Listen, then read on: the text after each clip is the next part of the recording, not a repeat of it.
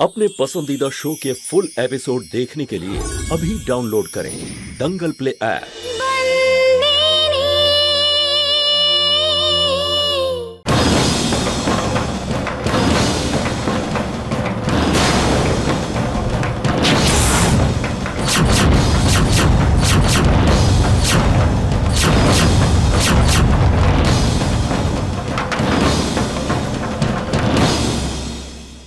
আচ্ছা, তাহলে তুই ঠিক করেই নিয়েছিস যে তুই ডিএম কে বিয়ে করবি।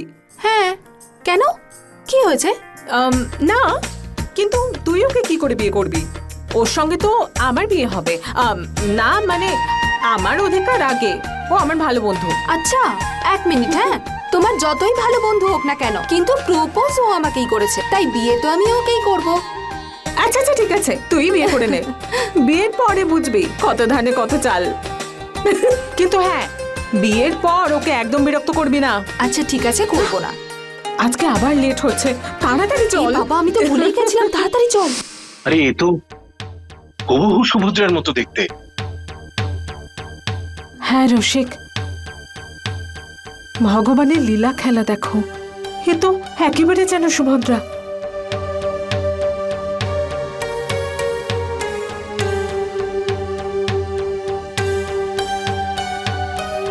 সুভদ্রা,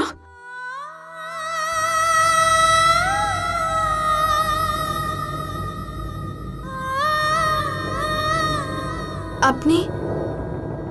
আমি মেঘনা। আরো রসিক। হ্যাঁ, মেঘনা, রসিক।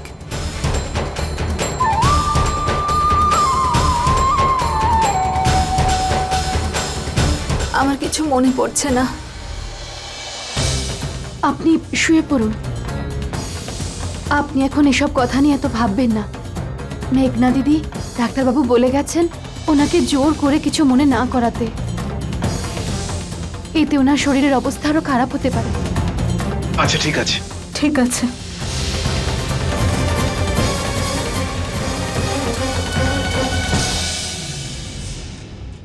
ডিএম, ও তো পুরো সুভদ্রার মতো দেখতে। মেঘনা, ওনাকে শুধুই দেখতে সুভদ্রার মতো, কিন্তু উনি সুভদ্রা নন। আপনি এত চিন্তা করবেন না, ডাক্তারবাবু বলেছেন সবকিছু ঠিক হয়ে যাবে।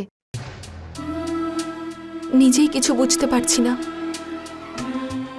এই হাড়টা আর ওই ছবিতে যে হাড়টা রয়েছে, এই দুটো একরকম কি করে হতে পারে জানি না। এই ছবিতে আমার মুখ, জানি না সত্যিটা কি। আমি আপনাকে বলছি।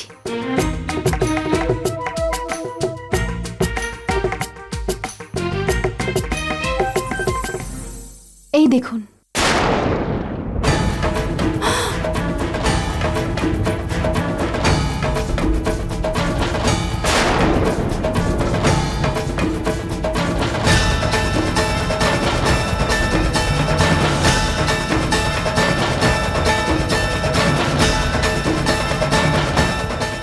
এটাই হলো কারণ আপনার সাথে এরকম ব্যবহার করার। এটা মালকিনীর আসল ছবি, আর ওটা মালিক তার বন্ধুকে দিয়ে আঁকিয়েছিলেন।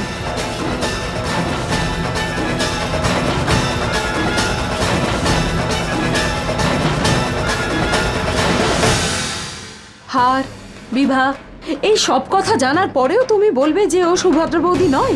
সত্যি কি মিথ্যে কি, এ সবকিছু পরিষ্কার হবে যখন ওর স্মৃতিশক্তি ফিরে আসবে। আর যদি সত্যি প্রমাণ করার হয়, ও স্মৃতিশক্তি ফিরে আসলে আমি এটা প্রমাণ করে দিতে পারি। মা, এমন অনেক কথা আছে যা শুধুমাত্র আমি আর সুভদ্রাই জানি। যেমন যেমন কলেজ ক্যান্টিনে আমরা কি কি খেতাম, আর কলেজের কোন মেয়েটা ডিএমকে পছন্দ করতো, আর কোন সিনেমা যেটা পরপর 3টে শোতে আমরা দেখেছিলাম। এরকম আরো কত কি আছে। আমার বিশ্বাস আছে এই সমস্ত কিছু দিয়ে আমি প্রমাণ করেই ছাড়বো যে এই আসল সুভদ্রা কিনা। আর তরু দিদি, একটা ব্যাপার তো আছে যেটা আমরা কেউই অস্বীকার করতে পারি না। যে সুভদ্রার মৃত্যু ডিএম এর কোলেই হয়েছিল।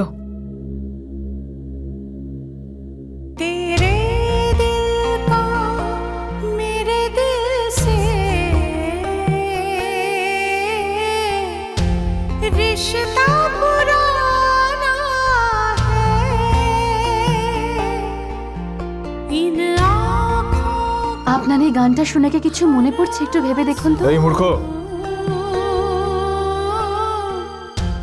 ডাক্তার সেদিনকে বললেন না যে ওনার মাথায় যদি চাপ পড়ে তাহলে সমস্যায় পড়তে পারেন উনি? আর শোন, উনি কিন্তু সুভদ্রা নন। আর সুভদ্রার গাওয়া এই গানটা বাজিয়ে তুই ওনাকে কি মনে করানোর চেষ্টা করছিস? হ্যাঁ, যা বন্ধ কর, বন্ধ কর, যা। মাফ করবেন আপনি। হ্যাঁ, এই যে আমার স্ত্রীকে আপনি দেখছেন, বোকা টাইপের আছে। আর সেদিন ডাক্তার আমাদেরকে বলেছেন যে আপনি আপনার স্মৃতিশক্তি হারিয়ে ফেলেছেন। আপনি আমাদের বাড়িতে অনুষ্ঠানে এসেছেন, আর তখন এরকম একটা ঘটনা ঘটে আপনার সঙ্গে। তখন ওরা সবাই আপনাকে তুলে নিয়ে এসে এই ঘরে শুইয়ে দিয়েছিল।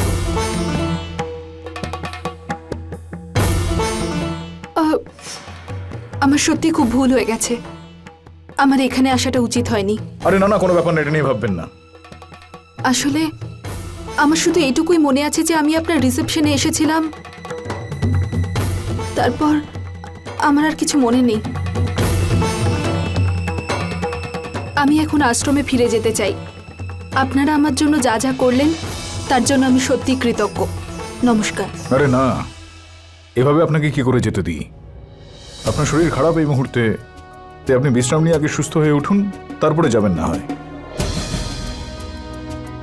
এই হিতেন, ওনাকে একটু নিয়ে যান আমাদের ওই অতিথি কক্ষে। ওনাকে একটু বিশ্রাম করার ব্যবস্থা করে দিই। যা, আসুন।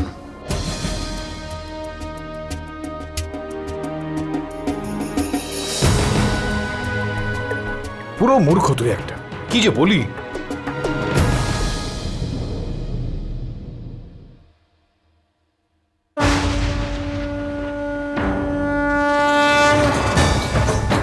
তোমাকে দেখে এক মুহূর্তের জন্য মনে হলো যে আমার বৌদি ফিরে এসেছে।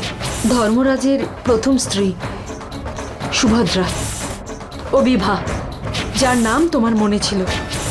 আর এ হলো সুভদ্রার স্বামী ধর্মরাজ মাহিয়া বংশী। এই হারটা আমার না, এই হাটটা আমার স্ত্রী সুভদ্রার ছিল।